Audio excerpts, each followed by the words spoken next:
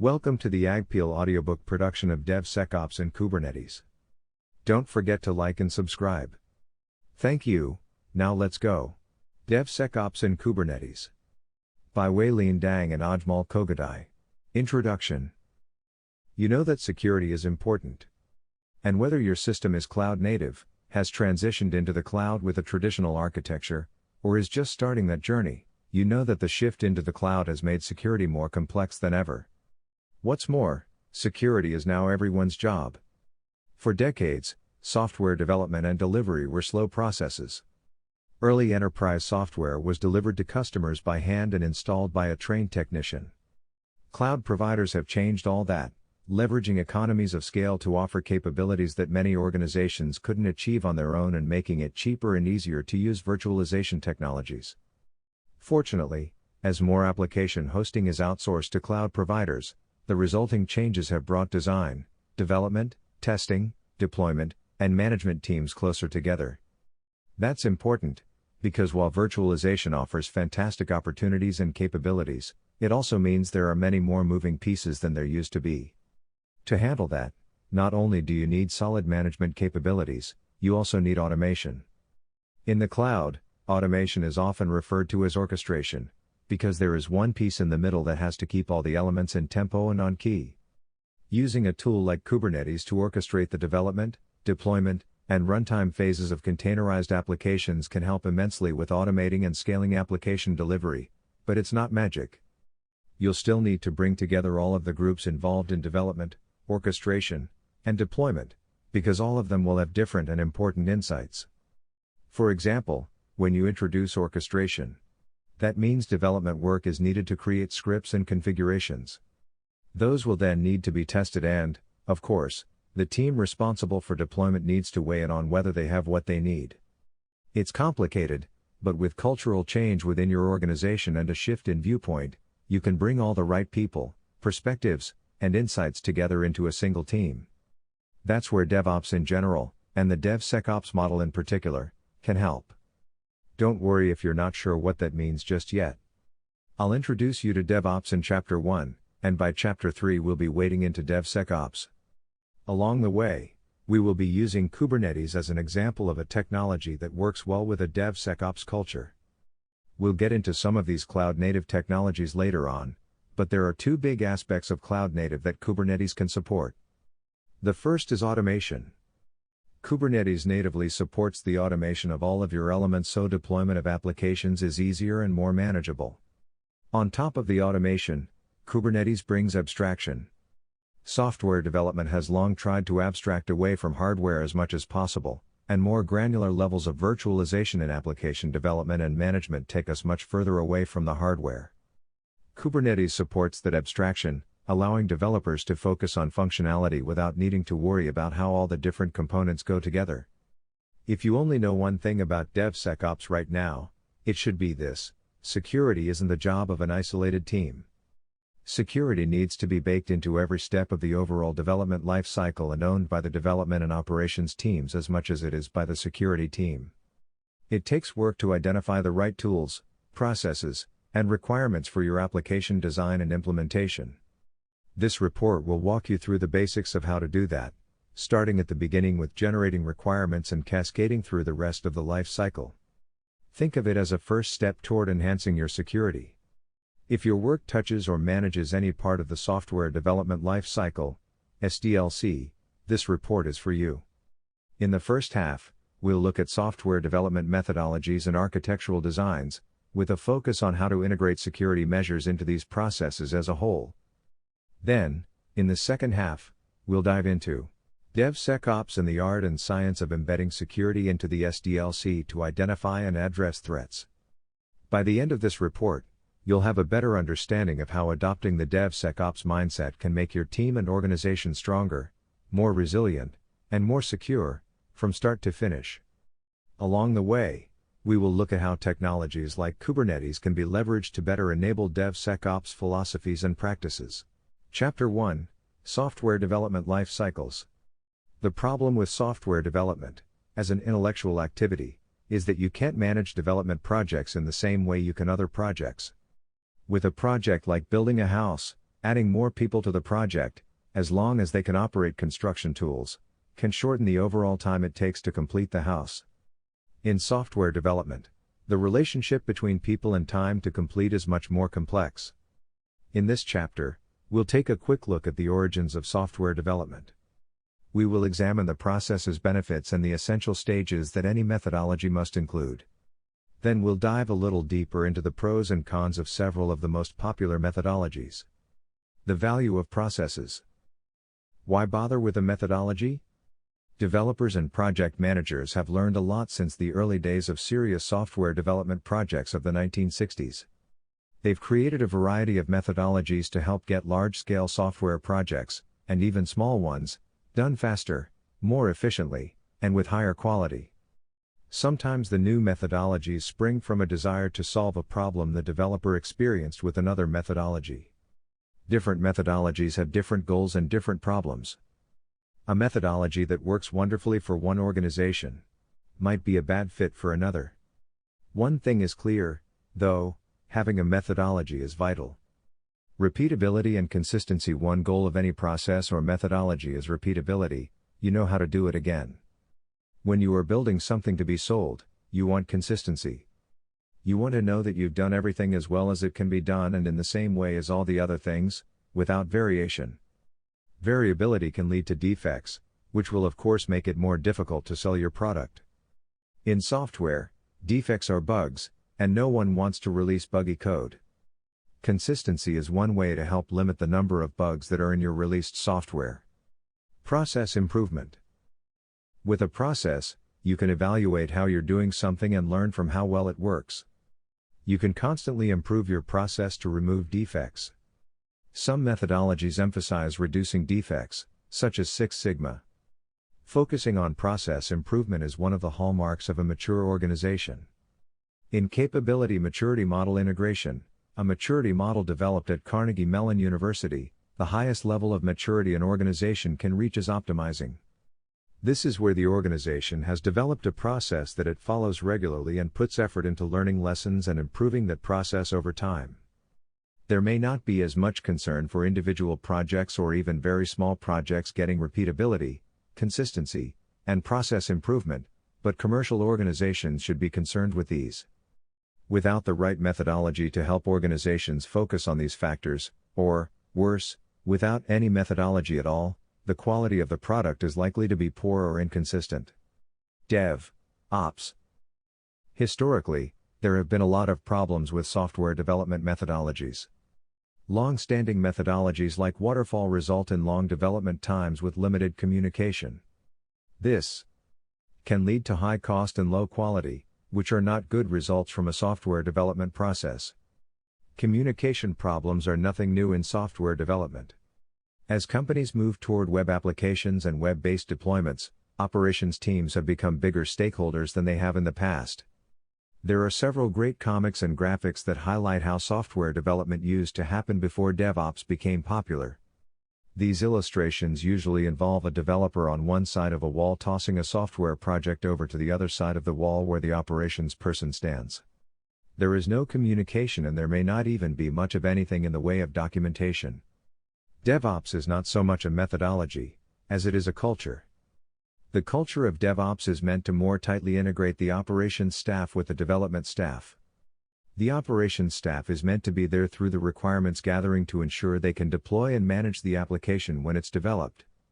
DevOps focuses a lot on automation and testing. The goal of DevOps is to improve the overall quality of software development processes by automating as many aspects of software development, building, and deployment as possible. Many DevOps organizations use something called a development pipeline, which means that when software is checked into the code repository, indicating the developer has completed a task and they want to return the file to the repository so someone else can use it, an automated process starts to perform tests, build the software, and then perform more testing. An approach like this means you can ensure the testing is completed prior to deployment rather than rushing to deployment while testing is done in parallel. This is not to say that all tests can be automated. In some cases, the testing team will still need to perform testing while deployment is going on, but with short development cycles, any bugs that are found can be resolved quickly and moved into production quickly. All of this automation means that processes can be fully tested. When you move to automation, you have another piece of software that can be tested because the automation is a program or script. This removes the human potential for error from the equation. The automation programs or scripts can be fully tested to ensure they do exactly what they are supposed to do prior to using them. Any changes can similarly be tested prior to moving into production. Kubernetes and the software development lifecycle. When developing software, whether it's a complete application or just an application programming interface that can be used by either a web-based or mobile front-end, someone needs to be thinking about the whole application lifecycle, not just the part where the developers are building software. Kubernetes can help support these efforts. During the requirements gathering phase, a team may find that the best way to support the overall goals of the project is to implement Kubernetes. This will not only resolve some requirements, potentially, but also introduce other requirements.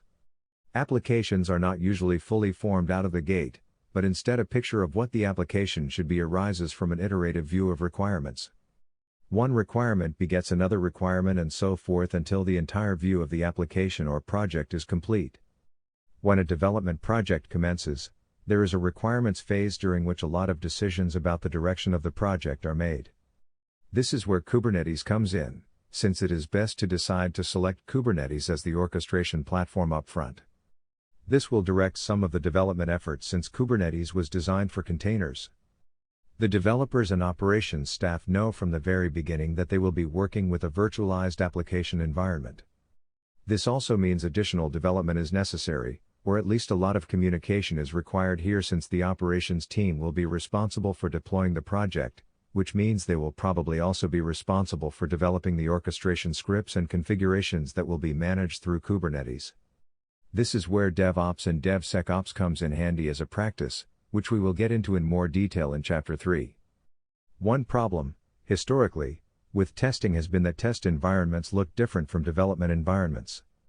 Developers write software on their systems, which are configured entirely differently from test systems. Testing containerized applications can be made considerably easier in a Kubernetes environment, since Kubernetes will help make sure every instance of the application space looks the same every time. This means the testing team can be working in exactly the same environments as the development team.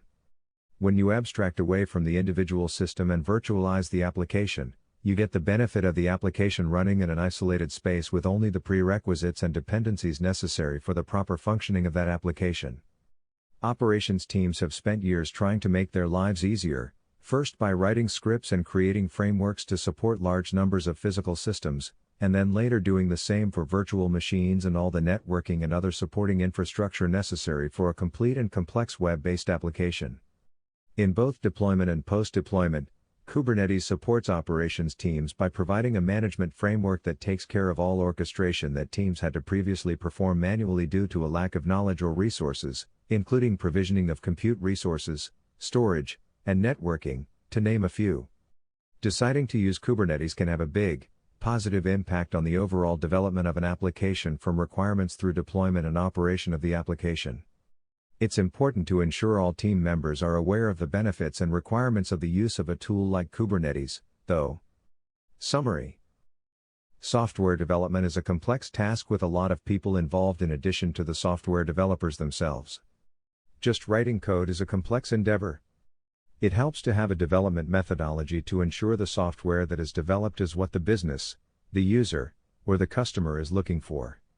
As always, identify the problem before identifying the solution. There have been a lot of different development methodologies over the years. In some cases, a development methodology is a philosophy or a culture as much as anything else. This is especially true when it comes to DevOps. DevOps fits very well with modern software development practices, though it can be a challenge to implement due to the strong focus on communication.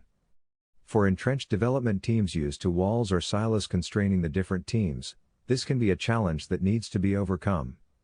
Focusing project management, development, testing, and operations around a single platform like Kubernetes can help guide the necessary communication across teams because everyone is working in the same direction on the same technology, which has not always been the case with development teams. Additionally, DevOps fits well with Kubernetes, which requires support from all of the team members across the SDLC. Deciding to use a tool like Kubernetes during the requirements/design phase of the life cycle can introduce additional requirements but can also provide a lot of answers to other team members like developers and testers, which may make life easier and contribute to the overall quality of the application. Beyond this teaser, we will spend the rest of this book looking at other practices within DevOps that will be beneficial for high-quality application development. Chapter 2: Architectural Designs. Software applications are complex animals. There are a lot of components. When it comes to web-based applications, there may be a lot of systems involved in addition to the elements that are software-based. When companies develop web-based applications, they become responsible for a lot more than just software development since they also have to be concerned with the delivery platforms. This is a significant change from developing native applications, meaning applications that run directly on your desktop, where the end user is responsible for the platforms the software runs on. Traditionally, web-based applications have used something called an end-tier design, which is a common approach to software development in general. Even in native applications, you can see the end-tier design in use. For the last decade and more, though, there has been a push to a different model in application development. With more companies using cloud services to deliver applications, whether specifically for delivery through a web browser or through a mobile application with a web-based backend, there has been a shift to service-oriented architecture. This shift has changed how applications are delivered as well as how they are designed and developed. It has also changed the security posture of web applications and how they are managed and deployed. In this chapter, we will look at some traditional application designs as well as some more modern approaches to developing larger systems and applications. These more modern approaches are especially common with web applications, which we see taking over native applications in many areas. Each design has some security considerations and we'll take a look at those too. Traditional application design. An end-tier application design has multiple components that communicate with one another in well-defined ways that you can think of as levels or tiers. One common approach to end-tier application design is the Model View Controller, MVC, design pattern. The model is where data is stored and represented within the application. The view is how that same data is presented to the user. This may be a very different representation than the one used within the model because the model has to make sense from a programmatic perspective, while the view needs to be visual. That is, a user needs to be able to look at it and know what is happening within the application. The controller, finally, is the intermediate tier that takes the data out of the model and transforms it, either coming out of the model or going into the model. This tier is where business logic may exist and it prevents the view from communicating directly with the model. This allows you to create interface-agnostic programs. You may end up with the same model for different types of applications, for instance. The view may change but the model and the controller can remain in place, as long as the interface, the calls to functions, methods, and properties, remains the same between views. A traditional web application uses something similar to this design pattern. Rather than being called MVC, though, it may be called a 3-tier or n-tier design. This is because there may be multiple layers, but they may not align nicely to the way MVC is described. Figure 2.1 shows a traditional web application design, built for resilience. On the left side of the diagram is the user. You might think of this as the presentation layer, where the output from the application is displayed and any input from the user is accepted and sent back to the rest of the application. The diagram shows the user communicating with the application through the internet. This may not be the case in practice, though, since the application could be hosted within an enterprise data center, with the user communicating over the enterprise network. Either way, the user is sending traffic to a network they are not directly connected to, their local network, no matter who happens to own the network. Inside the application there may be multiple networks. A tiered network design is generally preferred because it theoretically makes it harder for an attacker to get deeper into the application where more sensitive data is stored. In the center of Figure 2.1, you'll see a load balancer. This is done not only for resilience, but also to more easily handle a large load. The load balancer's job is simple: it accepts network requests and funnels them to a set of defined servers.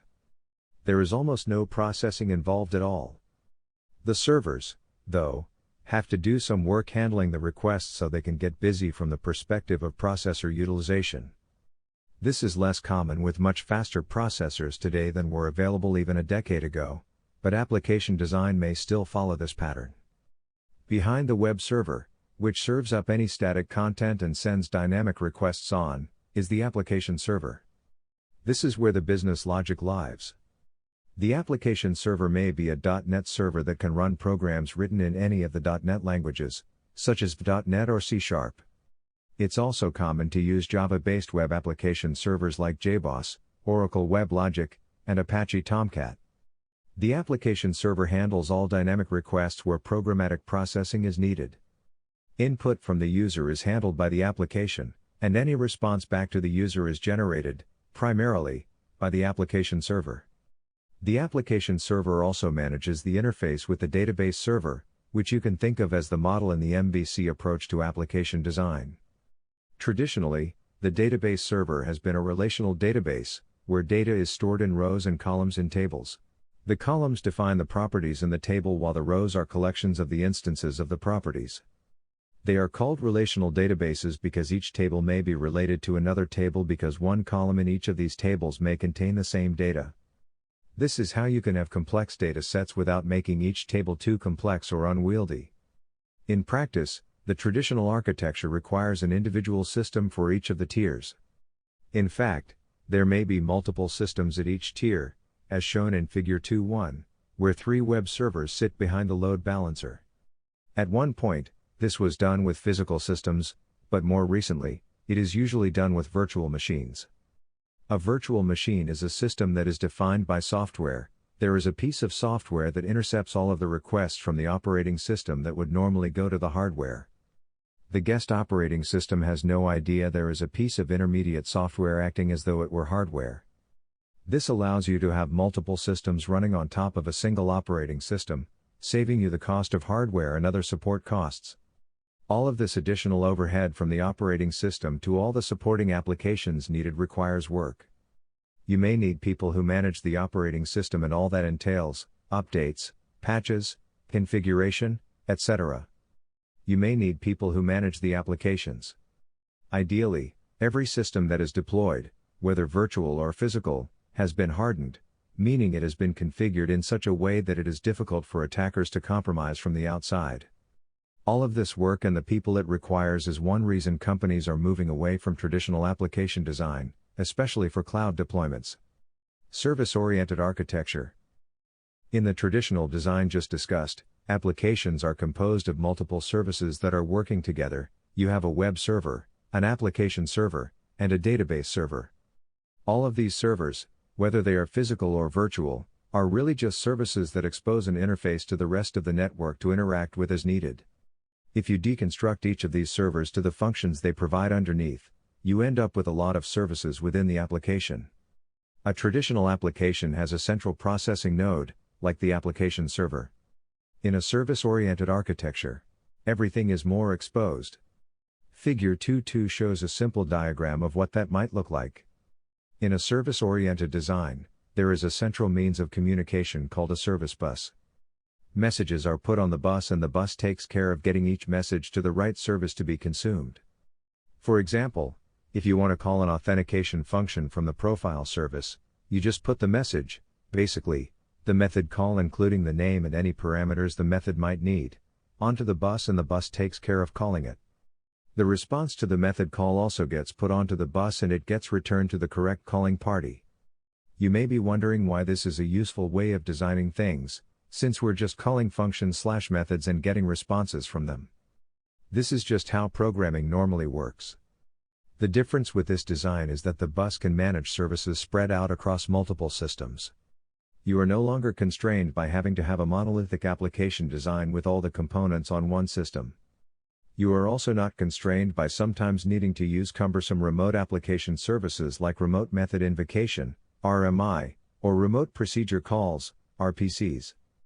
The service bus is a different piece of software that does all the communication management. In theory, you could use a service-oriented architecture inside a traditional application design. Your application server could host the service-oriented architecture behind the scenes, while still exposing The traditional application server interface to the rest of the world. Calls to the application would get passed to the service bus and handled by the different methods that are connected to the bus. In practice, the service-oriented architecture becomes an API. The entire application can be managed from outside the application internals by simply calling the different methods available. This opens the door to something called microservices. Without the need to have a monolithic software application, the application can be deconstructed into individual pieces that other components or services may interact with in different ways.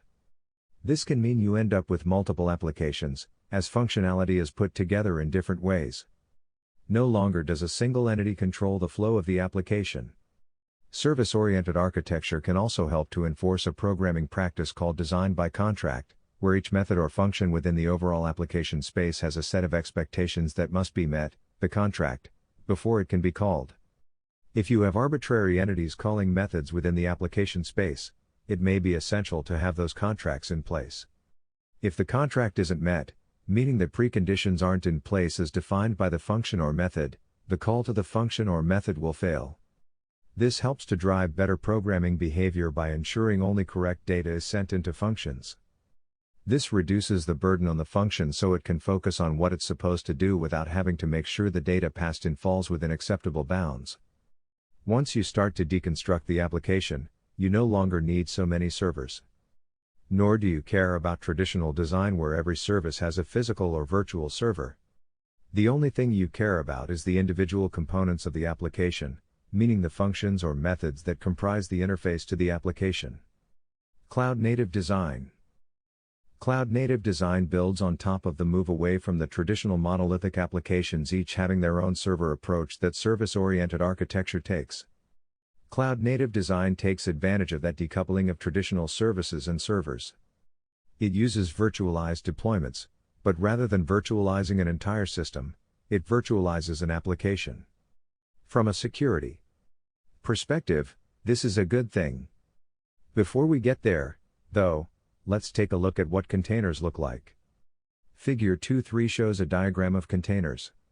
At the very bottom is all of the infrastructure required to make any computer system run: power, hardware, networking, etc. Above that is the operating system that runs on top of the hardware. The next layer is the container software, which takes care of all of the application virtualization, meaning it manages the interactions between the application and the operating system. The way this works is by tagging memory and the actual operating system. The containerized application lives in this tagged space and can only read or write to memory that has the same tag. It is up to the operating system to enforce this control. This means the containerized application and anything within that space can't communicate with the operating system memory space. It also can't interact with the memory of any other application. This design has benefits for security. Any attacker who manages to compromise an application that has been containerized would get access to just the space of that application. If they manage to get interactive access to the space the application resides in, typically called shell access because the part of an operating environment the user interacts with is called the shell, they could not get to the underlying operating system. They would get a very limited view of files and processes running. This is not to say that containers are a perfect solution.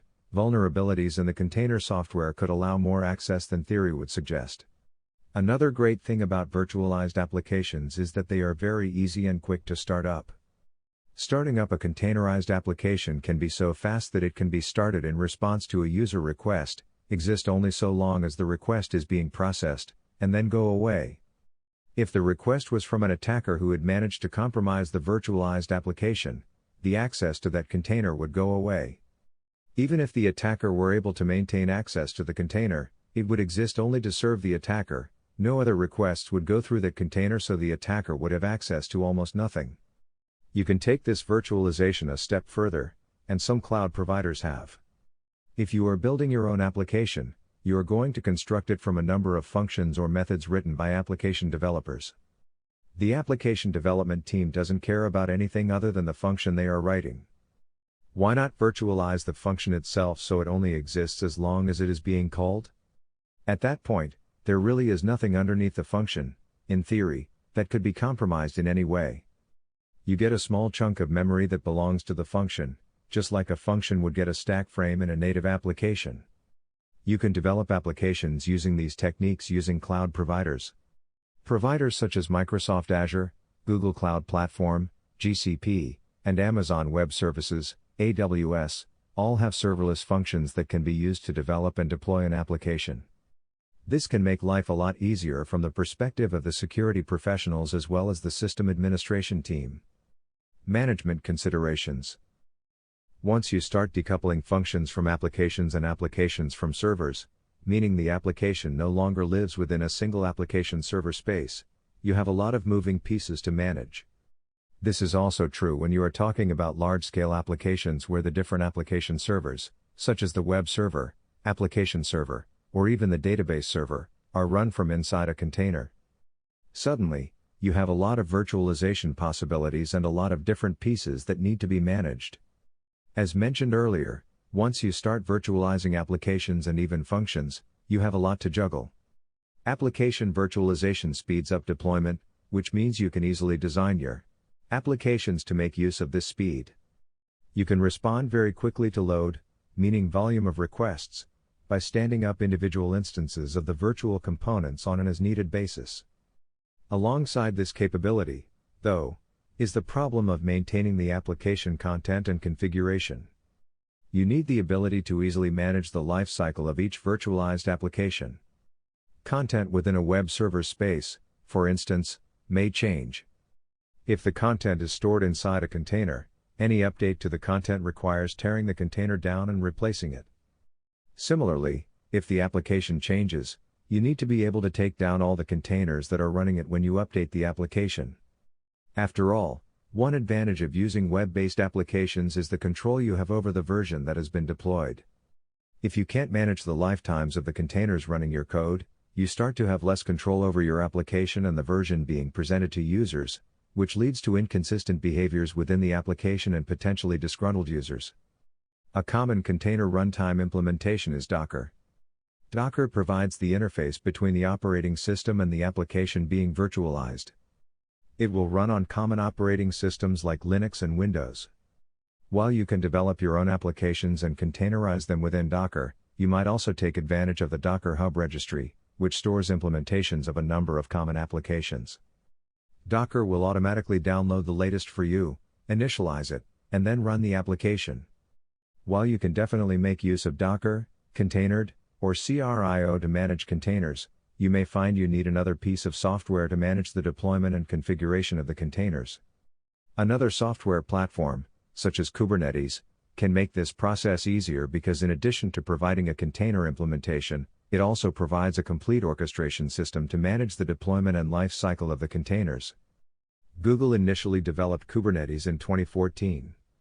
It provides extensive capabilities for managing containerized applications across the entire life cycle of the container. This includes the abilities to schedule instances and manage the images being executed. When you have extensive management capabilities of containers, you get access to just about everything cloud providers offer. You can better manage your application and all of the components. When managed well, containerization can reduce the foothold an attacker can have within your application. There is a class of attackers called advanced persistent threats, and their objective is to get access to your environment, essentially taking up residence in your systems, potentially for years. The incident response company Mandiant releases a report each year called M-Trends with a breakout of the percentage of investigations each year where the attacker has been in place for multiple years. Each year there is a small percentage where the duration of residence has been more than 5 years. Cloud-native design with Kubernetes. As mentioned earlier, cloud-native design uses virtualization as an important foundation. However, cloud-native design is about far more than just virtualization or even using a microservice model for component design. Cloud-native design is as much about being responsive to user demand as anything else. This is the sort of problem Kubernetes has been built for. When you move to a design where the application itself is containerized, you increase the responsiveness of the application. The application, or instances of it, can start up very quickly because it doesn't require an entire operating system to start up first. Once this becomes a reality, there are other possibilities. One of the challenges with any application is upgrades. Whether the upgrade is to software that is underlying the application, like the operating system or any dependencies, or whether it's the application software itself, Kubernetes will take care of ensuring the latest software is in place for any instance of the application or its components. In the case of a microservices model, where there are multiple components that each require their own virtualized space, there are a lot of moving pieces and a lot of dependencies. Kubernetes can take care of replacing instances of each microservice, without any services consuming users being aware that the replacement is happening. Any instance that is in use can be swapped out as soon as it falls out of use. Because Kubernetes is capable of turning on instances of an application component or microservice quickly, it makes a great platform to enable rapid scaling. Kubernetes can ensure new instances of application components are in place as they are needed based on user demand. In the case of cloud computing with a service provider, where you pay as you go, enabling services as they are needed saves a lot of money. Before containerization, massive marketing events like advertising during the Super Bowl, for instance, would require a lot of work ahead of time. New physical systems or virtual machines would have to be built and then added to whatever load balancing strategy was in place. This would need to be done well before the event because of the time required to perform all that work. In today's world, as long as you have created the application with the right components, such as using Kubernetes for the orchestration management, you can scale to demand without any additional work. Summary: Cloud-native design removes a lot of the constraints that were imposed by a traditional N-tier design, opening the door to more resilient and responsive application architectures. Using cloud-native design, the same backend application can support both a web interface using a client's browser as well as a mobile application where the interface runs on a phone or tablet, while still using the application programming interface exposed by the backend application to drive the functionality of the mobile application. Selecting an orchestration management platform like Kubernetes can make using a cloud-native application design easier because you are in a better position to scale to demand. Kubernetes can take a lot of the heavy lifting because it's designed to be able to support this application scaling without additional work on the part of the developers to manage resources. Chapter 3: DevOps and DevSecOps. While there are probably a lot of other reasons for the value, importance, and uptake of DevOps and DevSecOps, a significant one is the rise of web applications. When you start to deliver applications using the web, the way you structure your development process starts to change, because deployment can be, and often is, done much faster than the traditional approach, which can take months. Once your deployment cadence starts speeding up, there is a burden on the operations team to support that deployment. After all, it's your operations team that has to handle the deployment now, since the customer is no longer performing the installation. DevOps has become a much more prevalent set of practices over time, as operations teams continue to get more say in the overall development process. There are advantages for others as well using DevOps. From a business perspective, of course, there is the potential to reduce overall costs. From the perspective of the development team, there is the potential to increase overall quality across the life cycle of the product being developed. DevSecOps is another set of practices that is gaining a lot of traction, again driven by development shops focused on web application development. It is simplistic, though, to say that DevSecOps is just a question of inserting security into the existing DevOps culture. As security itself is as much a culture as anything else, it's not as simple as just saying we do security with all the other stuff. DevSecOps is about practices that introduce security throughout the entire development life cycle. This chapter will cover what DevOps is, as well as how it differs from DevSecOps. It will also cover the cultural changes that may be required to introduce or support these philosophies within an organization. DevOps. There is an old saying that you can pick only two of the following traits: good, fast, and cheap. You can't have all three. The idea is that if you go the route of fast and good, it will be expensive. If you try good and cheap, it will take time to get it delivered. Fast and cheap will yield poor quality. At least, this has always been the thinking. Without commenting on cheap, because there is so much more involved in determining overall cost, DevOps is focused heavily on being good and fast. This does not necessarily bring cost along with it. One way you get to good and fast is to automate as much as possible. It's easy enough to see how this will get you fast, because automation should be much faster than having a human do the task. It may be harder to see how you get to good. We can investigate that in more detail as we keep discussing the benefits of DevOps. DevOps cultures may be built around tools or tool chains. As you might expect from the name, the tool chain starts with the development part of the SDLC, rather than the earlier stages of requirements and design. DevOps cultures focus a lot around automation. The development stage, from a tooling perspective, is much less about the actual development, meaning the tooling isn't in the editors or development environments being used, than it is about the source code repository, where the source code is managed between multiple developers. There is intelligence required in managing the files to make sure one developer doesn't overwrite changes made by another developer. Older source code management or versioning solutions might require a developer to check out a file before making any changes. This would in effect lock the file so no other developer could check it out. There was a version that was stored on a server somewhere, and that was the version of record. While this is essentially still true in modern source code management solutions, for reasons you'll see shortly, more control is put into the hands of developers and it becomes more of a distributed process. For example, if two developers, John and Tom, are working on a software project using a commonly used modern source code management solution like Git, they can both be working on the same source code file at the same time. This works because, if the project is well managed, John and Tom will not be working on the same lines of code at the same time. Instead, they will be making changes to different sections of the file. When they are both done with their changes and have fully tested what they have done, they will push their changes up to the master repository. Let's say John pushes first.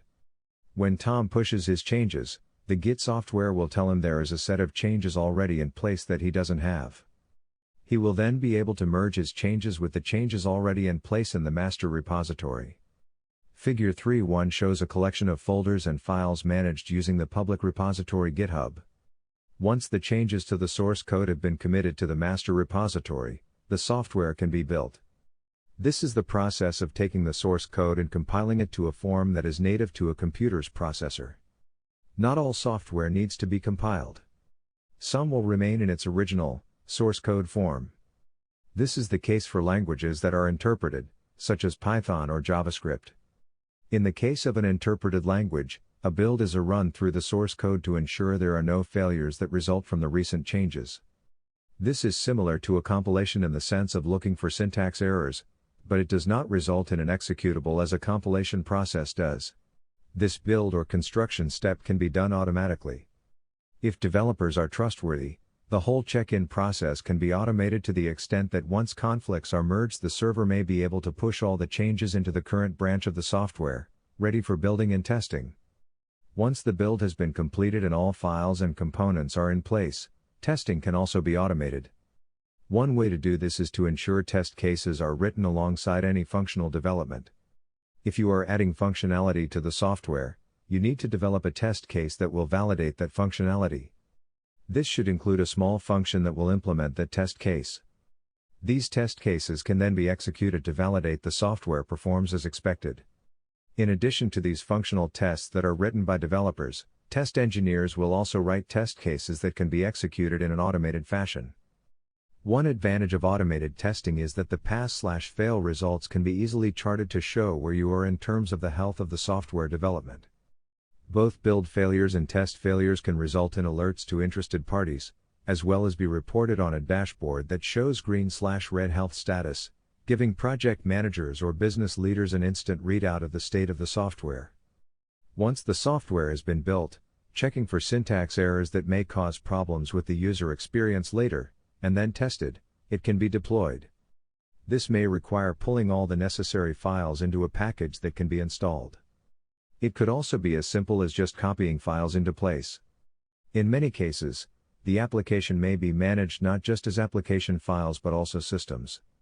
A deployment plan may include instructions on how to build up components, which may be virtual machines or containers. This is where a system like Kubernetes can help by managing the overall application build and deployment process. You may have multiple containers that include different aspects of the overall application. Kubernetes can take the build instructions and create containers that house all the application components. All of this automation is how a company like Etsy does 50 deployments per day. This speed of development and deployment has some obvious advantages. Bugs don't live in production very long because rapid development and deployment replaces them very quickly with corrected code. You can also introduce new features quickly without having to wait for longer development cycles to create a complete package. A new feature can be developed and deployed while other features are being developed alongside. You need solid orchestration throughout your tool set to be successful in a DevOps world, but you reap the benefits by always being able to respond to user demands and market requirements. Cultural change. As I've said, DevOps is a culture. It requires everyone on the project team to buy into how the application is being developed. Two important elements of the DevOps culture are testing at all levels and automation. Automation requires that processes be written down. Once you've written a process down so it can be automated, typically in a script of some sort, that process or script can be tested. This requires someone to have at least sketched out the process to the point where some code can be written. This can be difficult for some teams who prefer to operate in an ad hoc fashion. Ad hoc is the enemy of quality, since you're never sure what is going to be done or how it's going to be done. Just getting people on board with having to document processes so they can be automated can be challenging. However, once a process has been automated, that automation can be tested. Does it do what it's supposed to do? At the same time, using automation, you get both speed and quality. The quality comes from the consistency and repeatability of the tests, while the speed comes from not requiring a human to do the task. Some developers are used to monolithic builds of software. DevOps tends to focus on smaller components that work together, typically using agile development processes. Again, containerization supports this. One great aspect of approaching development and deployment from this perspective is that changes can be incremental rather than universal. You may just need to redeploy one container to make a change to the overall application rather than having to build and redeploy the entire system, as would be the case with a monolithic approach to software development. One other aspect of a DevOps approach is the speed. Traditional development practices are much slower. They also don't include the level of communication expected or required from DevOps. The speed of a DevOps environment means coordination is critical. Changes require communication, which means silos need to be broken down. Developers need to talk to operations team members. Additionally, developers need to talk to testers. Testers need to provide feedback to developers to ensure necessary changes are made to increase the overall quality of the solution. A communication tool like Slack can be helpful. It enables not only direct communication between individuals but also group conversations as well as other capabilities that can enable collaboration. The lack of silos in DevOps can be one of the biggest challenges to overcome, since traditional software development has been more siloed. Fortunately, teams that have at least started the move toward agile development may have started to break down some of those silos. Critical roles. With an increased focus on speed and quality, automation is essential. This means engineers who have scripting capabilities are essential to the software development team. Automation tasks run across almost all aspects of the development life cycle, including software builds and testing, as mentioned earlier. On top of that, though, there is an increased focus on automating system builds. Each application component may require its own space to operate in, which may be a virtual machine or a virtualized application, housed in a container. In either case, the application will have some requirements that need to be in place to operate correctly.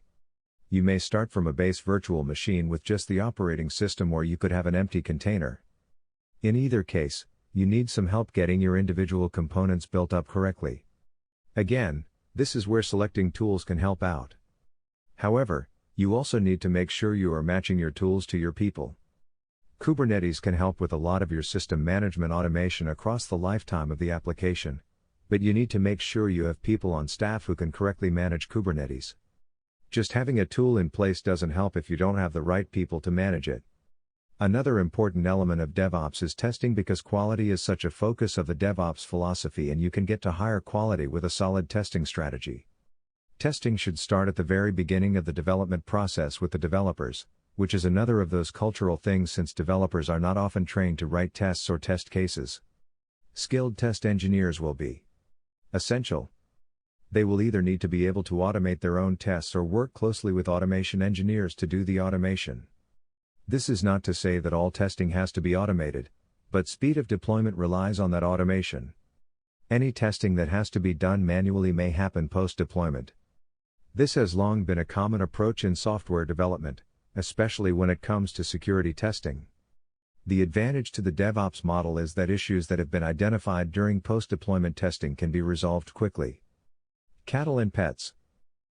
Not all systems or containers are created equal. This is the idea behind the cattle versus pets analogy that you will often hear in DevOps circles. People who talk about this have likely never spoken with farmers or ranchers, but the fundamental principle is that you treat pets differently than you treat cattle or livestock. You expect to have a pet for a long time, and so you take good care of that pet. Cattle are considered expendable, and you may not care as much about cattle as you do your cat or dog. Applied to an application deployment model, pets are the essential elements of the application that need to always be available and can't be easily stood up or torn down. You have standing infrastructure that is carefully managed. The idea with a pet, or a standing system, is that you would name the pet, as you would perhaps provide a meaningful name to a permanent system. You don't just tear down an infrastructure system, just as you wouldn't discard a pet to replace it whenever something changed. Cattle, on the other hand, don't get named. Again, the people who came up with this analogy may have never met farmers or ranchers, in any meaningful way. Cattle are also expendable. If you lose one head of cattle, you replace it with another head of cattle. Applying this to the application deployment space, you may have a lot of virtualized components that are easy to stand up and tear down as needed. Again, tools are helpful here to be able to manage life cycles in an appropriate manner. You need to be able to distinguish your pets from your cattle in your application setup. Some components of your application may need to be set up as permanent. Others are not permanent and are built up on an as-needed basis. Some DevOps proponents may argue that your entire application should be developed as though you are working with cattle. Keep in mind that when you are working in an outsourced model like you are when using cloud provider infrastructure, you are paying for every minute a system is up and using resources. If you can develop your application so components are instantiated only when they are needed, you can save yourself some money. This does require that you have something in place that can quickly instantiate components. It also requires that the components be designed for quick deployment. This means making design decisions upfront so that each element is as streamlined as possible. Remember that any time spent bringing systems online to respond to a user request is time the user is waiting for that request to be fulfilled. DevSecOps and shifting left. Take everything you have learned about DevOps now and add in security. Sounds easy, right? Well, security is a culture too. As much as anything else, security is a culture. Technology does not solve security problems. People solve security problems. If it were all about technology, firewalls everywhere would keep constant data breaches from happening. However, that's not the case. This means that to get to DevSecOps, you need to not just add security people, you need to imbue your entire team with security awareness and practices. DevSecOps has to start at the very beginning of the software development life cycle, shown in Figure 3.2. Traditionally, security wasn't even an element of software development. Decades ago, systems were protected by the fact that only a limited number of people would ever touch the software. Then, suddenly, everything was connected and systems and applications were reachable by others who didn't have the best of intentions. Protecting people and their personal data, as well as information belonging to a business like intellectual property, is very slowly becoming more of a priority, which means software development has to change to reduce the ability to misuse software. Shifting left means introducing security as far to the left in the software development process as possible. Look at Figure 3.2 and imagine how you might introduce security into each phase of the software development process, keeping in mind these are the essential elements of software development projects and not tied to any specific methodology. Following are some ways that you could consider introducing security into the development process. Requirements. The best place to introduce security is in the requirements phase. There are significant cost increases to fixing problems in later phases.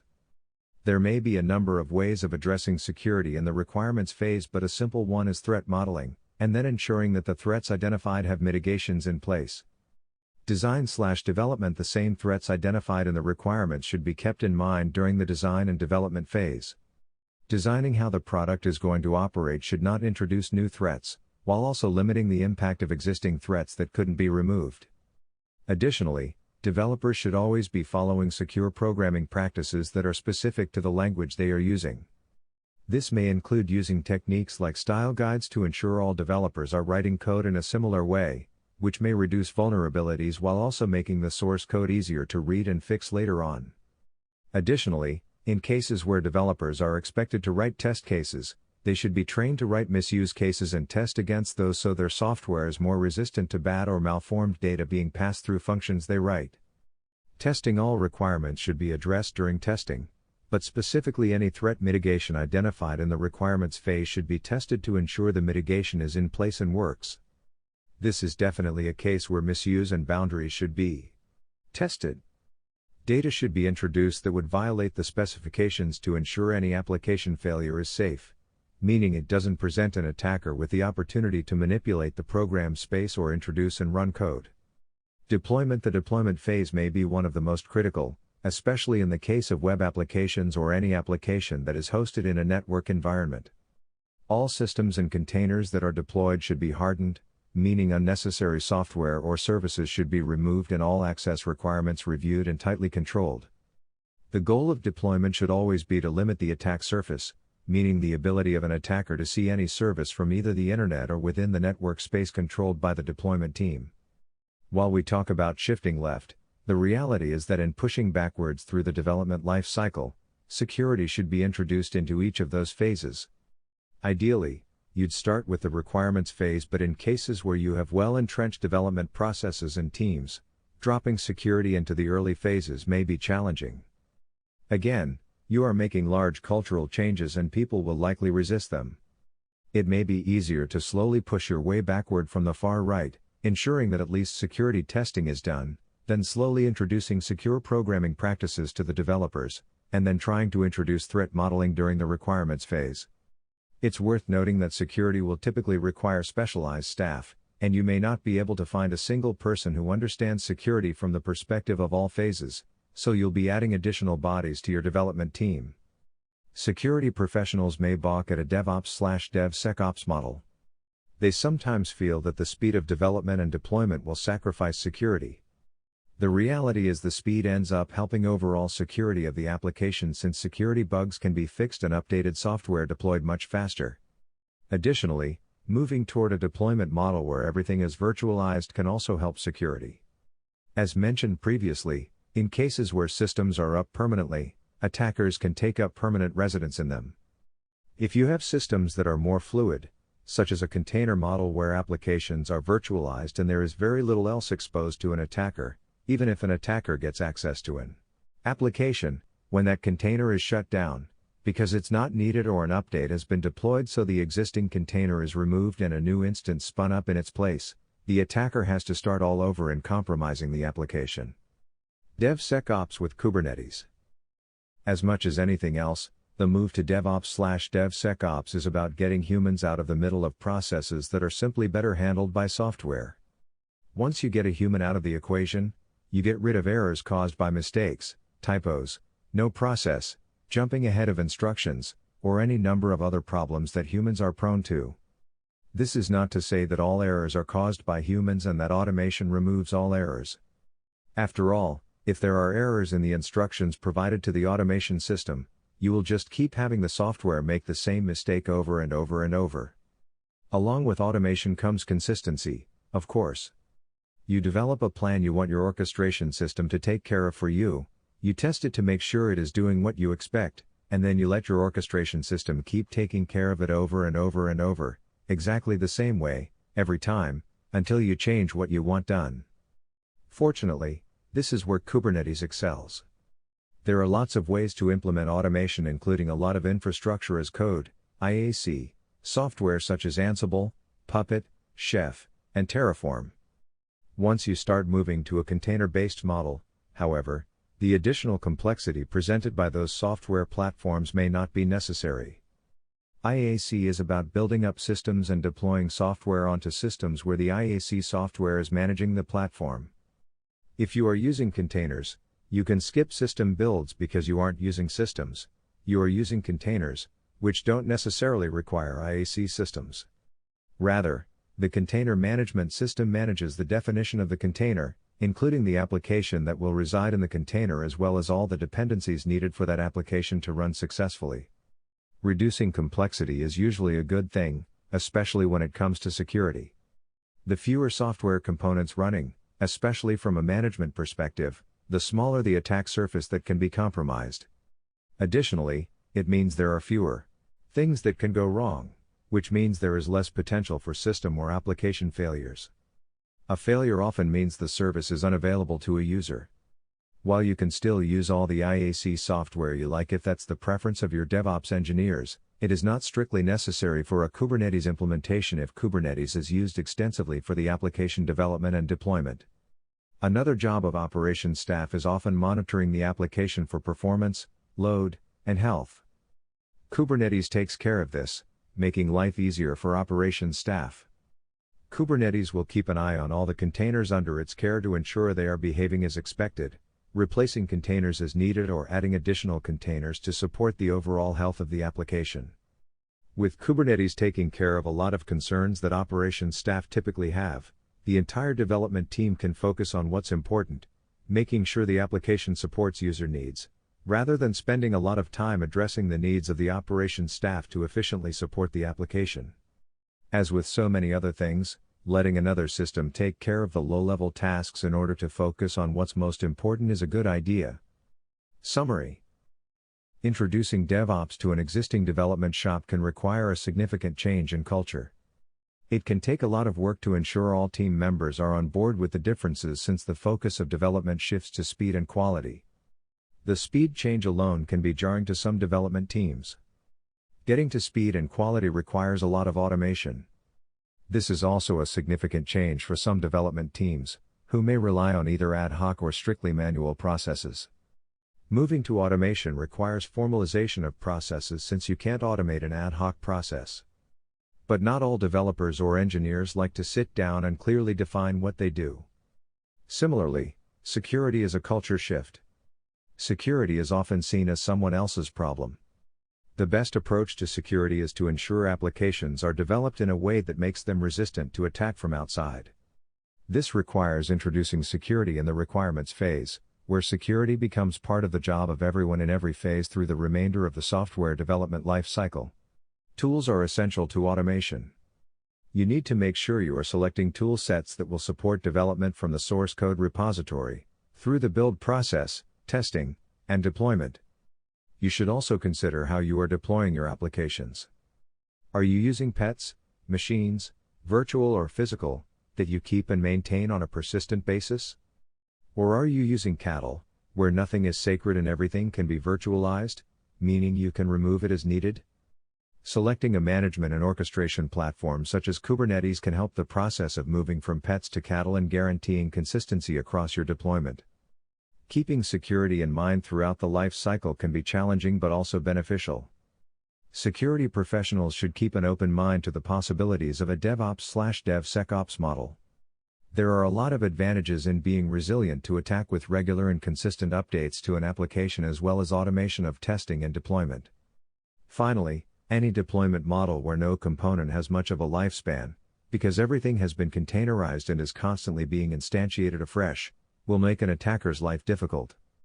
Kubernetes again makes a great complement to a DevOps/DevSecOps practice because it allows the automation that is essential for operations staff as well as helping to ensure the latest updates to software and dependencies are implemented, which is good for the overall security and health of the application.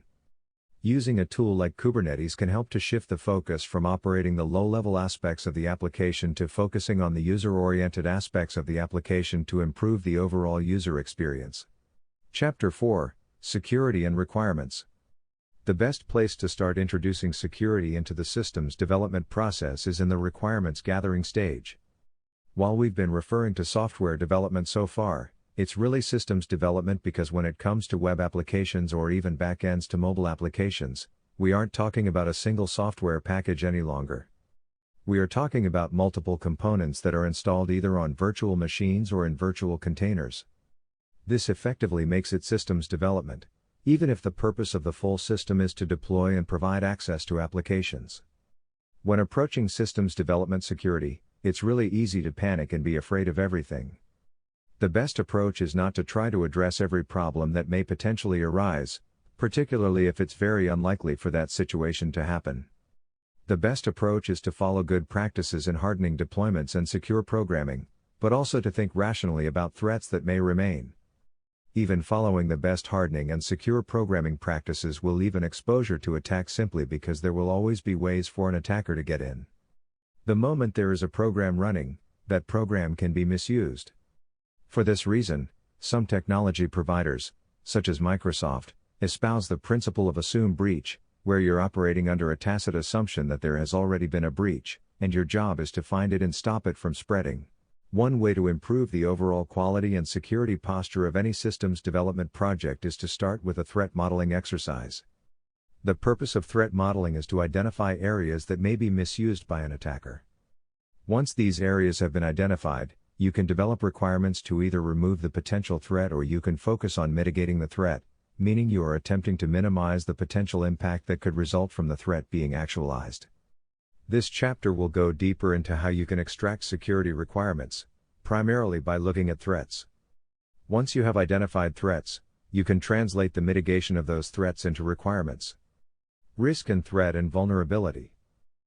Software development organizations may regularly talk about risk, but often when you hear risk in the context of a software project or a systems project, the risk has to do with the timing of a release, meaning are we going to hit the promised release date or not?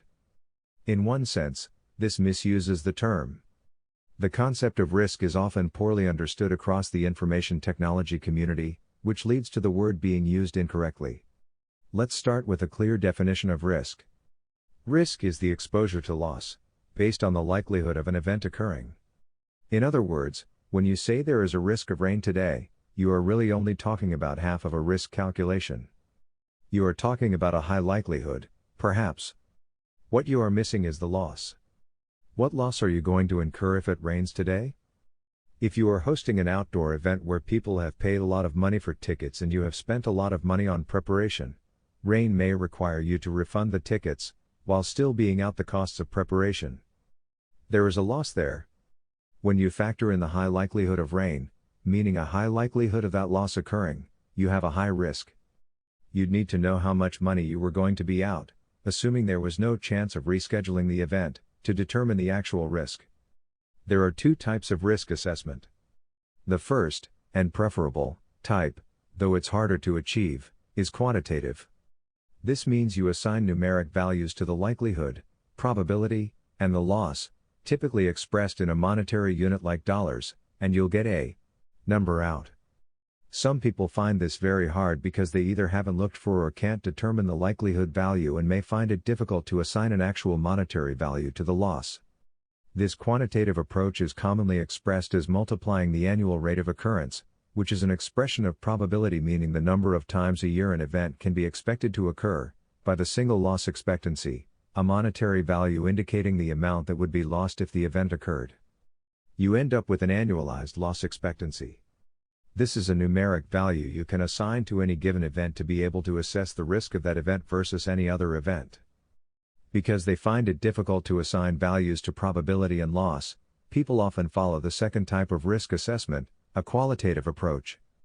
For example, they may use t-shirt sizing, small, medium, large, and extra large, to scope both the probability and the impact. You then take the t-shirt size for both of those factors and end up with a new t-shirt size, still small, medium, large, or extra large, that you assign to an event. You can then use these t-shirt sizes to compare the risk of one event to another event. The reason for comparing the risk of one event to that of another is that resources in any situation are limited, you can't address or remediate every risk. This means you should prioritize high-risk events. It also means you need to take a rational approach to evaluating risk. Humans have a tendency to catastrophize. They think an event with a high impact, loss potential, is a high risk, even if the probability is extremely low. Think about flying in an airplane, for instance. Some people will say it's a high-risk event because they can imagine the traumatic experience of the plane coming apart in the air, an event that results in death, and perhaps a very painful and scary death. The reality is that the probability of that event happening is extremely low, but people can't get the scariness out of their heads, so it feels like a high-risk activity. This brings us to understanding threats. Risk assessments can be tedious activities if you are trying to evaluate the risk of every potential event, even those that are highly unlikely. As mentioned earlier, businesses have finite resources, and it is more rational to focus on events that are more likely to happen. If you think about a bell curve, such as the one in Figure 4.1, with high probability/low impact events on one tail and high impact/low probability events on the other tail, you want to focus on the events that are going to be in the middle of the bell curve because that's where you are likely to incur losses. Finding those events in the middle of the bell curve comes down to identifying threats. Because we are limited by our own imaginations focusing only on threats we may be immediately aware of, since we can't easily imagine events we don't have any exposure to, threat modeling may not be an easy activity. This is where it can be helpful to have a framework in which to identify threats. We'll look at some common threat modeling frameworks later on, but we should start by clearly defining what a threat is. A threat is a potential negative event that may result from a vulnerability being exploited. A vulnerability, by extension, is a weakness in a system or piece of software. People can exploit vulnerabilities by triggering them. However, exploiting a vulnerability is not necessarily a malicious action. In fact, it's probably helpful not to think strictly of actions that are malicious in nature. While malicious actions are bad, you can also have serious problems that result from actions that are simply errors or even mistakes. For example, with the right set of factors in place, a mistake can easily lead to a serious and prolonged outage. This, again, is why it can be helpful to have a framework to use for identifying threats. Threat modeling. As mentioned previously, there are several threat modeling frameworks that are used in systems or software development. While these frameworks are not necessarily perfect in determining threats, they can help you to focus on what is most troubling. Of course, once you have identified threats, you still need to know what to do about mitigating or removing them. It takes some practice and knowledge to be able to identify both threats and mitigations to threats.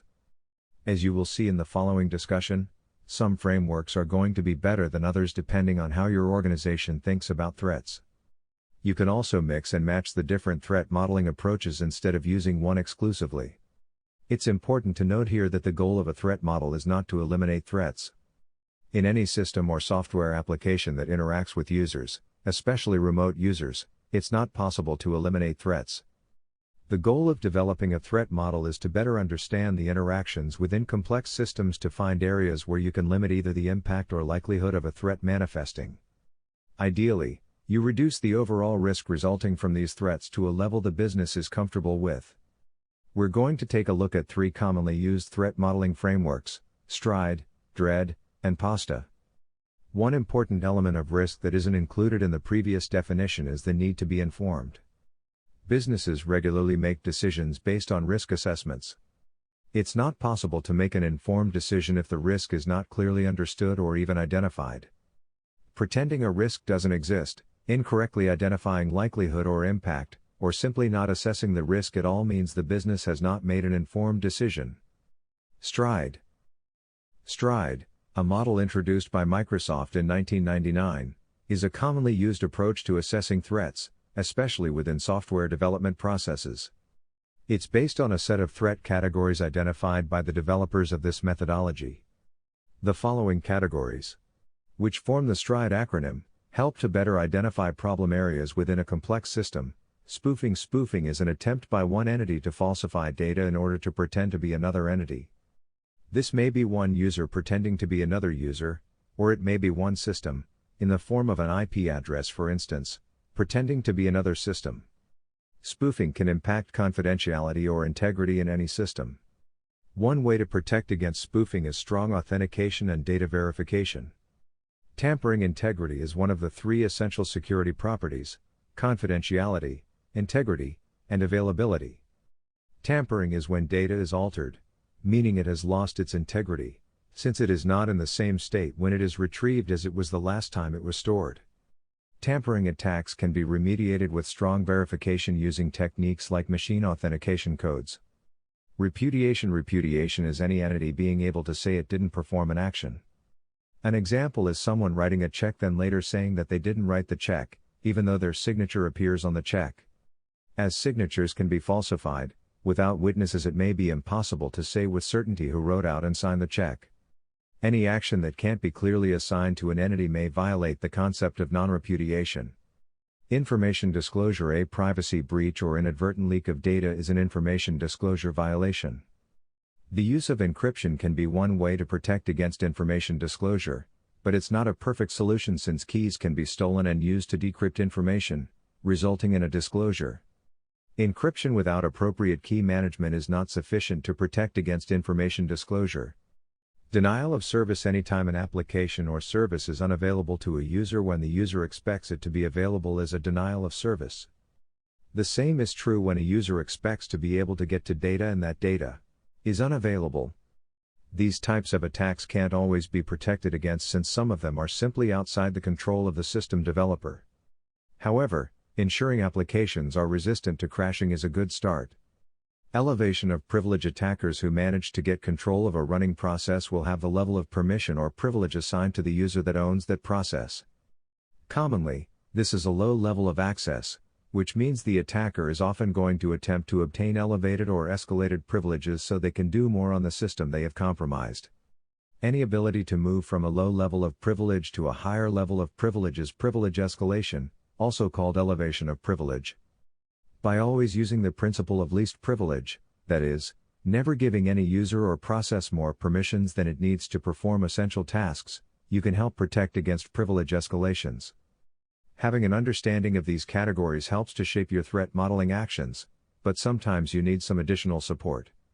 Microsoft offers a threat modeling tool, which allows you to diagram your application, including defining all interactions between your components and how those interactions may be implemented. You can see an example diagram in Figure 4.2, which is a sample that comes with the threat modeling tool. Once you have diagrammed and defined your solution, the tool will automatically generate a report of threats for you.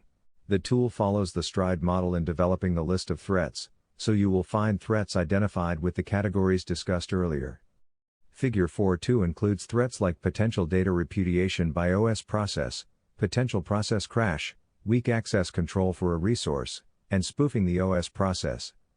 One advantage of the threat modeling tool is that it not only identifies potential threats for you, but also provides the means to manage those threats by either redesigning the system and running the tool again or by documenting mitigations that may be implemented to reduce the likelihood or impact of the threat being actualized. DREAD. DREAD was initially proposed as a threat modeling methodology, but in fact, it probably works better for risk assessment and can be used in conjunction with STRIDE. Once you have identified your threats, you can run each one through the DREAD model to help clearly identify risks that may result from them. One way of implementing this for quantitative assessment is to give a rating of 1 to 10 for each category. You'll end up with a numeric value to assign to each threat, which can help you better derive risk. One problem with this approach, as is the case with risk assessment in general, is that it is subjective without hard data, such as previous experience. Just as with STRIDE, DREAD is an acronym for the categories laid out in the following: damage if an event happened, how bad would the damage be?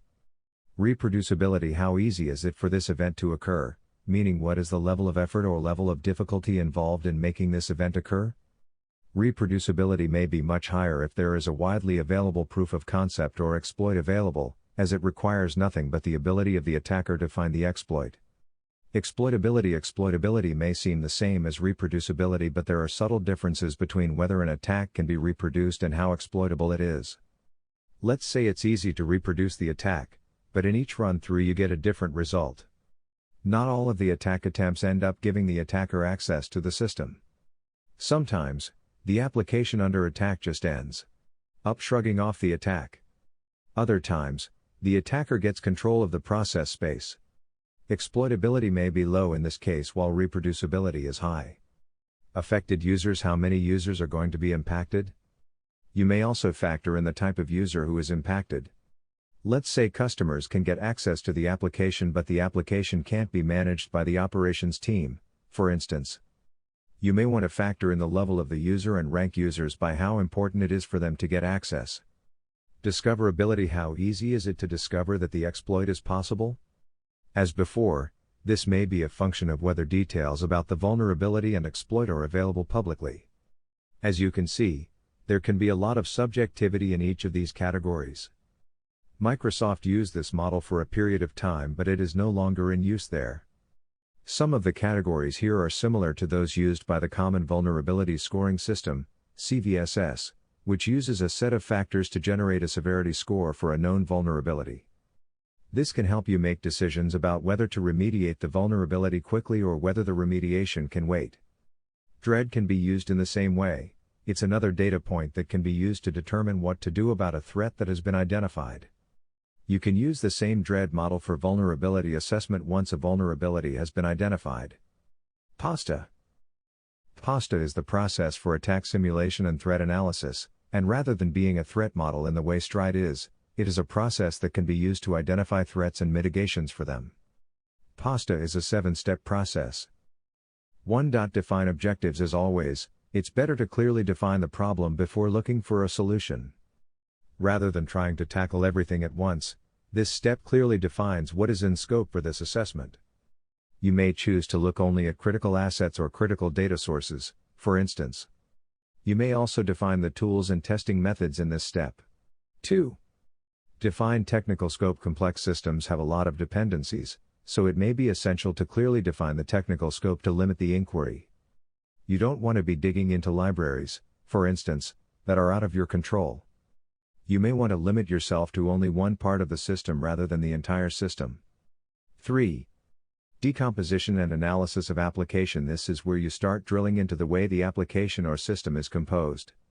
This may be similar to what was done earlier for the Microsoft Threat Modeling tool. You define the individual components or elements and also identify trust boundaries. This is where data may move from outside the application to inside the application, for instance. This means you are moving from an untrustworthy zone, where the user lives, to a trustworthy zone, where the application controls the data and developers may assume the data has been sanitized, not a good assumption as a general rule, but an example of why you might say one zone is trustworthy. 4.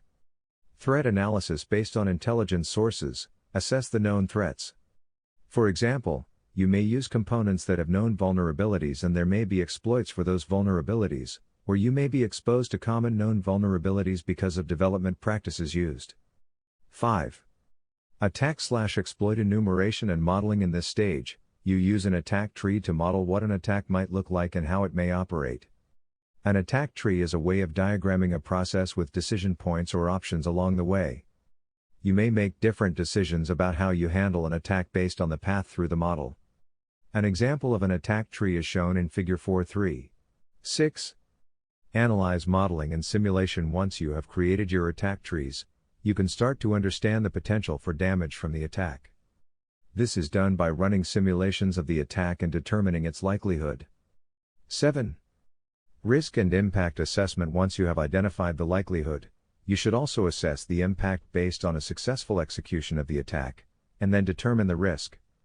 Based on all the data that has been collected, you should be determining what controls you can put in place to mitigate the risk from the potential attack.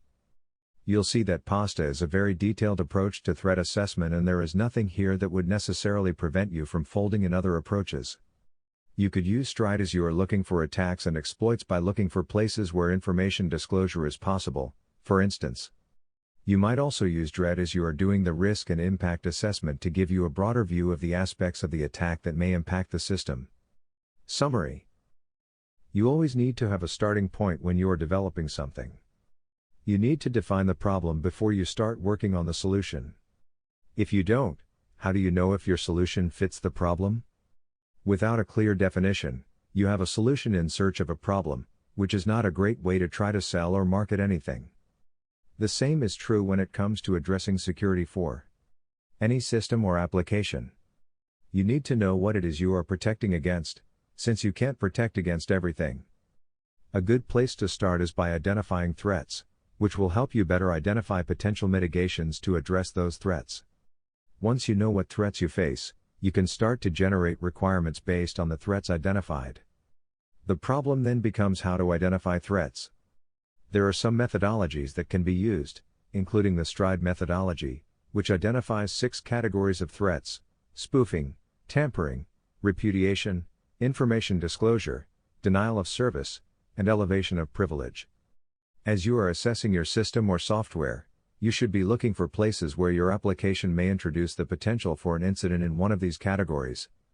Another framework to help better understand the impact from a threat that has been identified is DREAD. Using DREAD, you look at damage, reproducibility, exploitability, affected users, and discoverability. Assessing the questions associated with these factors will help you get a better understanding of the overall risk associated with a threat because they will give you a deeper insight into the probability and loss that might result from a threat being actualized. While STRIDE provides a set of categories, PASTA offers a process. PASTA is the process for attack simulation and threat analysis. It is a highly structured approach to identifying threats and their impact and likelihood.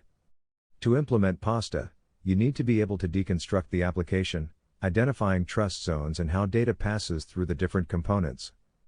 Once you have run through the PASTA process, you can still identify categories using STRIDE and help understand the risk using DREAD. Chapter 5: Managing Threats. One of the problems that system or application developers contend with is complexity. Any application that does anything of significance is going to be complex because of the sheer number of potential pathways through the application. Once you start moving to a web application deployment model, you may have multiple systems in place, which adds additional complexity. You now have systems with operating systems and applications and services. Even if you are using a cloud-native design, you have to deal with virtualized services that may be coming and going. Versioning is a concern because different container instances may have different versions of an application running in them. All of this is to say that software has to face a lot of potential problems. It all starts with threats, any potential problem or failure that may beset an application, piece of software, or system. This may simply be a result of all the complexity. There is also a possibility of bad data being introduced to a program, causing a failure. That bad data may be a result of a malicious action. Just having threat information is insufficient. You need to know what you are going to do about these threats. There will always be threats that you won't be able to do anything about, but it's best to clearly understand the threat so you can make an informed decision about possible mitigations. Of course, in the case of systems or application development, all of these mitigations should be fed into the requirements process. This chapter will discuss ways of gathering more information about threats as well as taxonomies you can use to better understand their impact. Finally, we'll talk about using a threat matrix to map threats to mitigations and priorities. Open source threat intelligence. Threat intelligence is available from a number of sources. The easiest way to get up-to-date threat intelligence is by purchasing a commercial service. That's not the only way, though. There are places to get threat intelligence for free. One of these is by signing up with an Information Sharing and Analysis Center, ISAC. ISACs are generally organized around industries. For example, there is a Financial Services ISAC, FS ISAC, as well as an Information Technology ISAC, IT ISAC. The purpose of these organizations is to provide a safe place where people in the same industry can talk about issues. Threat intelligence can take many forms. Typically, what security professionals are looking for will be indicators of compromise, IOCs. These are pieces of data that will identify when an attacker is trying to gain access to an account or network. This may be something like an internet address, a domain name, or a cryptographic hash that could identify the location of an attacker or a piece of known malware. In the case of software or systems development, those are less likely to be useful since the objective isn't to find an attacker in a network or system.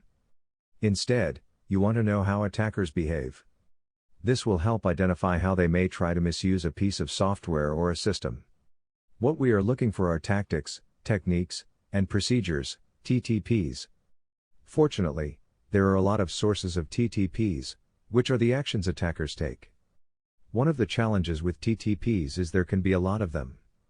Having a place to store them in order to search through them easily is helpful. In a security operations organization, this would be a Security Information and Event Management (SIEM) system. There are several pieces of software that can do the log collection and analysis for you. One of them is the Open Source Threat Intelligence and Sharing Platform, formerly known as the Malware Information Sharing Program, and still called MISP. MISP will consume threat intelligence feeds in different formats. It then organizes all the information so it can be searched. Figure 5.1 shows the MISP interface. The overlay you see in the figure is a quick look at the data available about the Babook ransomware. Ransomware is misspelled in the data feed. Once you have added some feeds to MISP, you can start browsing through updated details about how attackers operate. Some of this information won't be useful. You may not care, as a systems or software developer, about ransomware operators, for instance. You'll find a lot of different categories available, including tools and threat actors. You will also find entries for attack patterns. For example, Figure 5.2 shows details on attack patterns for the threat group APT28, sometimes called Fancy Bear. This threat actor uses techniques such as a run key in the registry to achieve persistence, which allows the attacker to keep malicious software running across reboots of the system. It will take a lot of digging, but you can get a lot of detail about how attackers operate by reading through threat intelligence feeds. There are some benefits to using threat intelligence feeds even beyond what you might use for threat modeling exercises. For a start, these feeds will show you the importance of introducing security into your products as early as possible in the development lifecycle simply because of the ways attackers can misuse any potential vulnerability in software. Even if your software isn't remote in any way, meaning there are no network listeners, there is the potential for attackers to get additional permissions by using your software. Attack phases. Before we get into determining threats to any system or software, you need to be able to categorize how those attacks may work. There are two good ways of thinking about this. The first, which is the more comprehensive, is the MITRE ATT&CK framework. The second, used by the security consulting company Mandiant, widely known for its incident response expertise and based on decades of observing how attackers operate, is the attack lifecycle. MITRE ATT&CK framework. The MITRE Corporation has a history of developing information categorization strategies that benefit the industry at large. In recent years, MITRE has looked to develop a taxonomy of attacks, which is broken down into categories, or phases, of attacker activity. However, this is not simply a list of phases that attackers will go through. The ATT&CK framework is also a database of known TTPs. The following are the phases of the framework, including some of the TTPs used by attackers. Reconnaissance. The first thing an attacker is going to do is scout for targets, and then look for information about their target. This may include gathering information about systems, people, or financial data.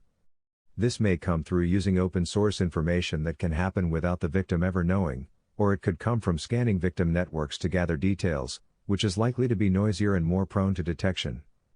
Resource development. In this phase, the attacker is preparing to attack. They may be gathering account information from available sources. This could include preparing for credential stuffing exercises by gathering known usernames as well as a large collection of passwords that are known to be used commonly. This may also include acquiring systems, either legally or illegally, that will be used to attack from. Initial access. The initial access phase is where the attacker starts compromising systems. This may come through phishing messages or by introducing malware in websites that are known to be used. It may also come through the use of removable media like USB sticks left around or even delivered to users. In cases of targeted attacks, the social engineering messages sent to users are called spear phishing. This is because these users are identified specifically, rather than the attacker sending out as many messages as possible to get as many people as they can regardless of what company a user works at. Persistence. Gaining initial access is not enough because at some point the user will log out or the system will be rebooted. The attacker will want to be able to persist their remote access means across reboots and login/logout cycles. This may be done through registry keys on Windows systems or scheduled tasks on any operating system. It could also include malicious software that executes before the operating system boots. Privilege escalation. If a security organization is doing its job well, the permissions of normal users at a company will be restricted, and an attacker who compromises a user account won't be able to do much. Instead, the attacker needs to get elevated or escalated permissions to be able to do things like extract passwords from mem-involve-ori. This may software taking advantage of vulnerabilities to get additional permissions. Defense evasion. Most companies will have some sort of protection capability in place, even if it's basic anti-malware software. Attackers have to perform some trickery to get past this detection software. They may obfuscate what they are doing by encrypting data or encoding it in some way. They may also use techniques like alternate data streams in Windows to hide data where some detection software won't look for it. Credential access attackers are going to want to move around within a network, from system, to search for information or more access. They may do this by extracting additional usernames and passwords from disks and memory on systems they have already compromised, or by performing network attacks against repositories of this information.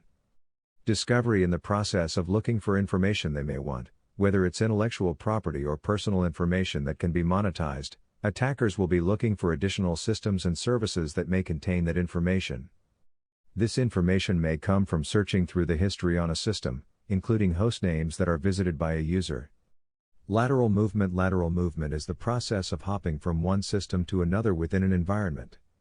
This may be accomplished by further phishing from a compromised user to an uncompromised user, or from session hijacking, where an existing connection to a service is hijacked by the attacker to gain access to the service for themselves. Collection: this is the process of data collection. This could be data that can be used to further compromise the system, or it may be data that could be useful to the attacker, intellectual property, credit card information, personal information, etc. Command and control: the attacker needs to be able to manage the compromised system remotely. After all, the attacker isn't sitting on the physical network, and it may not be possible to connect individually to a compromised system. It may be easier for the attacker to configure the compromised system to connect out to a remote system, which will issue commands to the victim system. These management systems are usually referred to as command and control (C2) systems. Exfiltration: the attacker will need to be able to retrieve the data that they have collected. There are a lot of ways this may happen, depending on what protections are in place. For example, attackers may push data out of a network by embedding it into well-known protocols, since those are the ones that are most likely to be allowed out through firewalls and other forms of protection. Impact: attackers aren't only looking for information to steal. Sometimes they also want to manipulate or destroy data, or even wipe the system.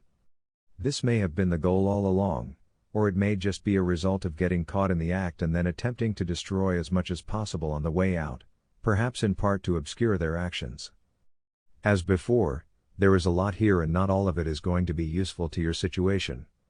However, this framework will add ideas to your arsenal as you start thinking about all the ways your system or software may be attacked. Attack life cycle. Just creating a list of the different TTPs attackers may use is not sufficient. You need to know what phase of an attack the attacker is in. This will influence not only the sense of urgency with which you should act, but knowing the different phases of an attack also will help you map out what action you should take.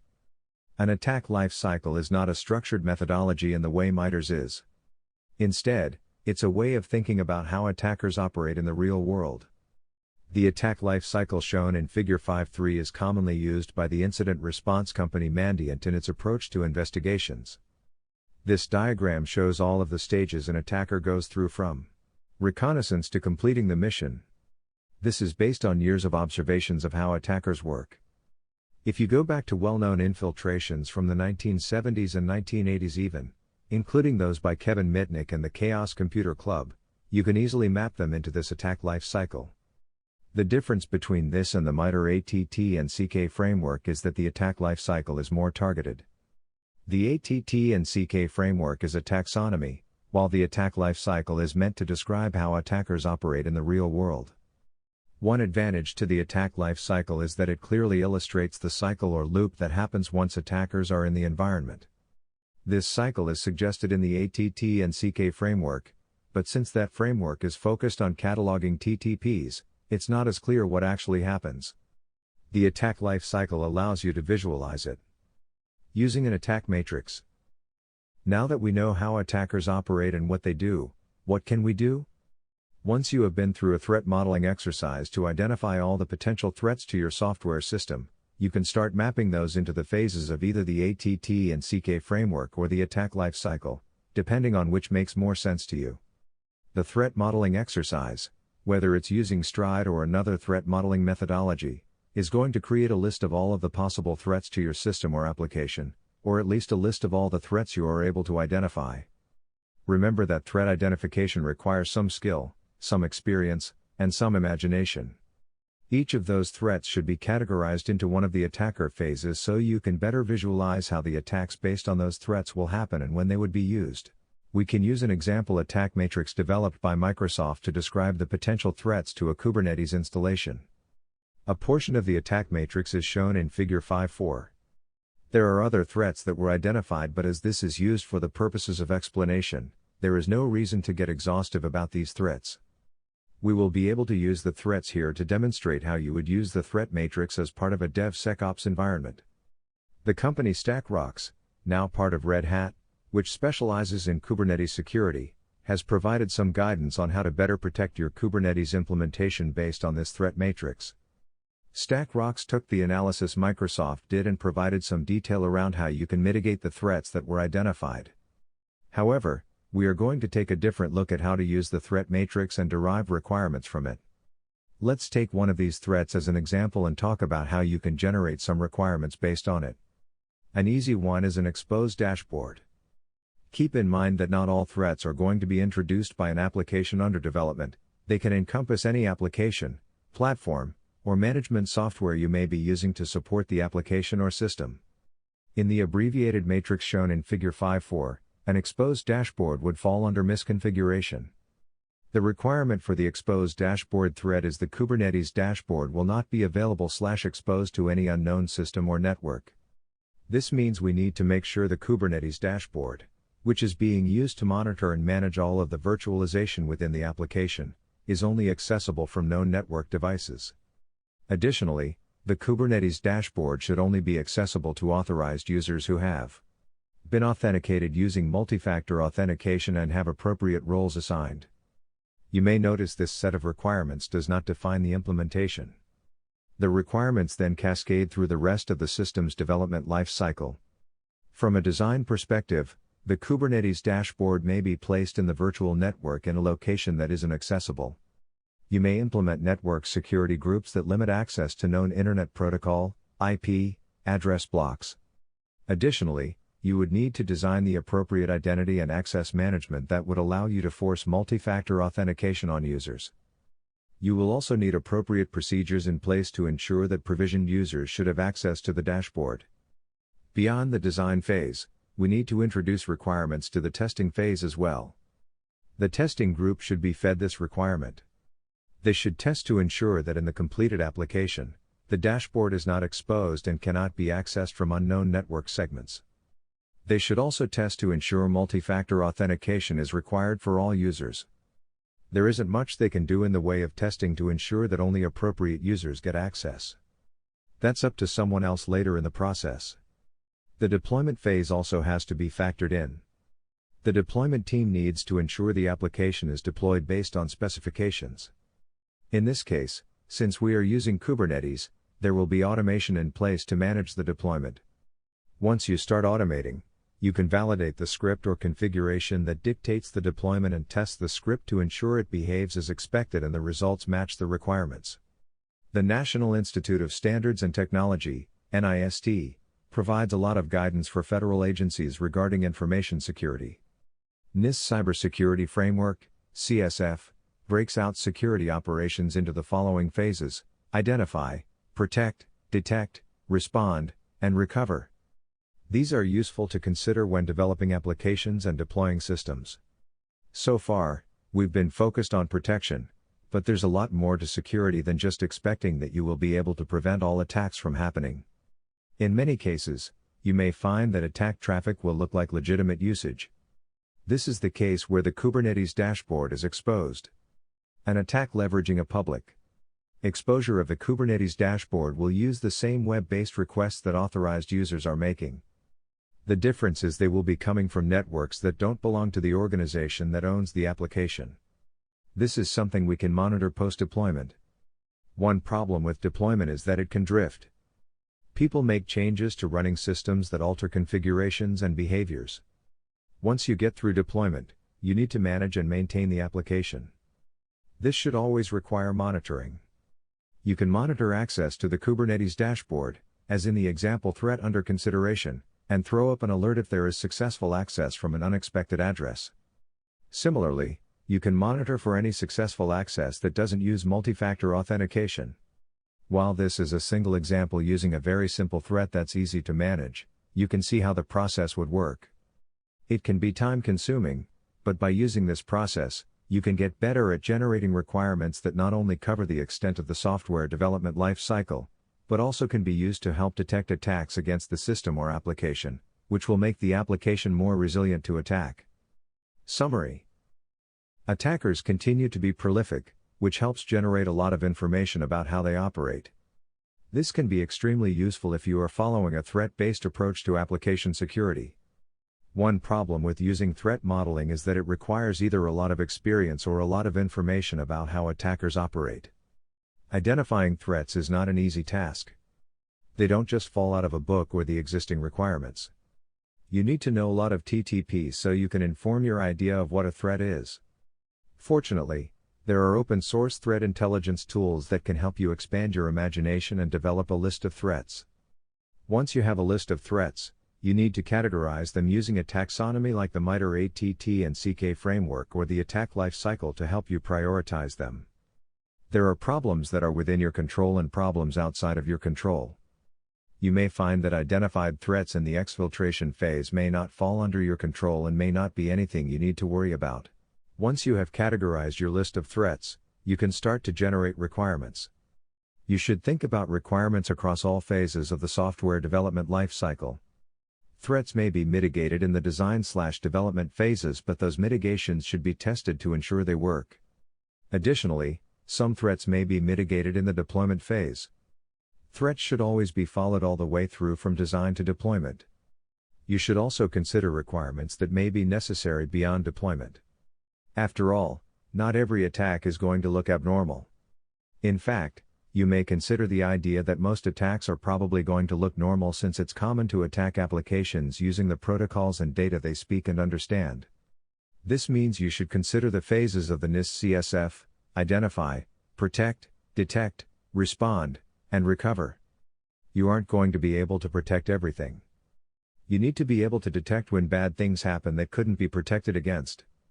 Knowing TTPs across all phases of an attack life cycle can help you better identify threats to your system or application. This, in turn, can help you better define requirements that are more comprehensive. Chapter 6, Wrapping Up. Moving to DevOps or DevSecOps can be a considerable cultural shift. Moving to the cloud can be an enormous change as well, especially if you are trying to adopt cloud-native approaches rather than just a lift and shift, where you outsource your existing infrastructure and systems to a cloud provider. Following are some considerations as you are thinking about migrating to DevOps/DevSecOps. 1. Make sure you have the right team members in place. This is especially true if you are going to a cloud-native design using virtualized applications rather than virtualized systems. The deployment is very different. 2. Select the right tools.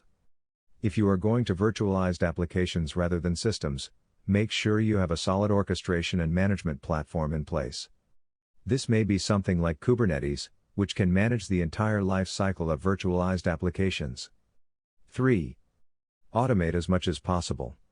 Automation is testable, which helps ensure you are using the right process. This can also help you scale your application in case of surges in requests. 4. Verify everything. Attackers will go after the source code and even the tool chains. Automation is great for most things, but you also need humans to validate that the right things are happening. For example, the right source code has been checked in, and the right tools are in place. The SolarWinds compromise has shown that tools are just as capable of introducing malicious source code into the build as replacing source code directly. 5. Introduce security as early as possible. Attacker activity has continued to increase in recent years. Ensuring you are thinking about security early will help to prevent a lot of pain later on and also cost significantly less money. Embed security in the developer workflows and provide developers with guardrails to shift security left. 6. Identify threats. Use a threat modeling practice to identify threats to the overall application or system design. 7. Develop requirements based on the threats. Do not assume that the only place to mitigate threats is in the software development. System design needs to be taken into consideration as well. Deployment should also be following requirements to ensure a hardened, protected application in production. 8. Test requirements.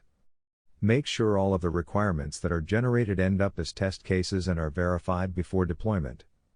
Because testing can be time-consuming when done manually, this is another case where automation can be beneficial. 9. Consider that not all threats may be preventable. Make sure you are generating requirements that follow the NIST CSF so you are at least considering prevention and detection. Work with the security operations staff to make sure they can respond to threats that have been detected. About the authors.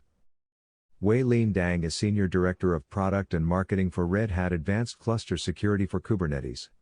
He was previously a co-founder at StackRox prior to its acquisition by Red Hat. He was also head of product at CoreOS and held senior product management roles infrastructure at for security and cloud Amazon Web Services, Splunk, and Bracket Computing. He was also part of the investment team at the venture capital firm Andreessen Horowitz. Lien holds an MBA with high distinction from Harvard Business School and a BS in Applied Physics with honors from Caltech. Ajmal Kohgadai is Principal Product Marketing Manager for Red Hat Advanced Cluster Security for Kubernetes. Prior to its acquisition by Red Hat, he was the Director of Product Marketing and Growth at StackRox, and previously held senior product marketing roles at McAfee and Sky-High Networks, acquired by McAfee.